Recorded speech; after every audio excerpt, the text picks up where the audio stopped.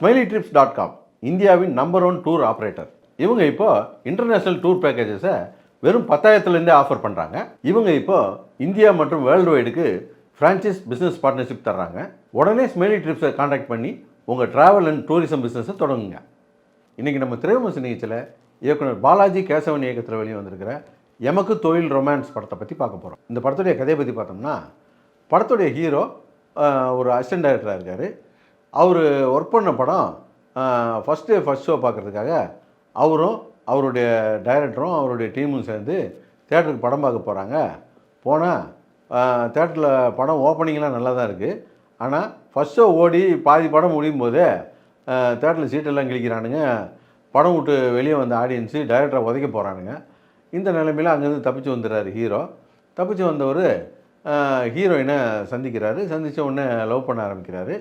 Love பண்ணிக்கிட்டு இருந்து எல்லாம் நல்லா தான் போய்கிட்டு இருக்கு. திடீர்னு இவங்க 2 பேருக்குள்ளேயும் ஒரு தவறான புரிதல் காரணமாக 2 பேரும் பிரிய வேண்டி வந்துடுது. அதுக்கப்புறம் இவங்க 2 பேரும் சேர்ந்தாங்களா இல்லையா அப்படிங்கிறத இந்த படத்துடைய கதை. இந்த மாதிரி தமிழ் சினிமாவில் ஆயிரக்கணக்கான படம் வந்திருக்கு.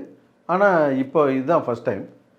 இந்த படத்தில் பிரச்சனை என்ன அப்படின்னு சொன்னால், படத்தில் ஹீரோ ஹீரோயினுக்கு மிஸ் அண்டர்ஸ்டாண்டிங் ஆகிப்போச்சு. இவங்க 2 பேரும் சேர்ந்தாங்களா இல்லையா அப்படிங்கிறத அந்த கதையாக இருக்கணும்.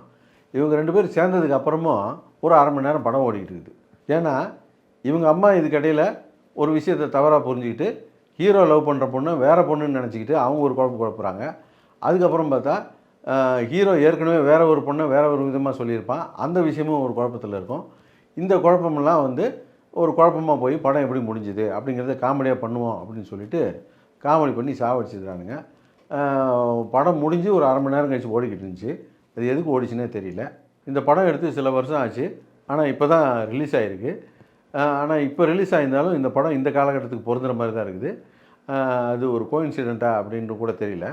இவங்க ஒரு மொக்க படத்தை எடுத்து வச்சுருவாங்க. அந்த மொக்க படம் ரிலீஸ் அன்றைக்கி டைரக்டர் டீம்லாம் தேட்டருக்கு போகும்போது நல்லா வரவேற்பாங்க. ஆனால் படத்தை பார்த்துட்டு ஆடியன்ஸு இவங்களை அழுகி வருவாங்க. அந்த சீனாக இருக்கட்டும், படம் முழுக்க அங்கங்கே ஏப்பா இப்படி ஒரு படத்தை எடுத்து வச்சுருக்கீங்க, நீயா ஒரு நல்ல படத்தை எடு அப்படின்னு ஹீரோவை கலாய்ப்பானுங்க.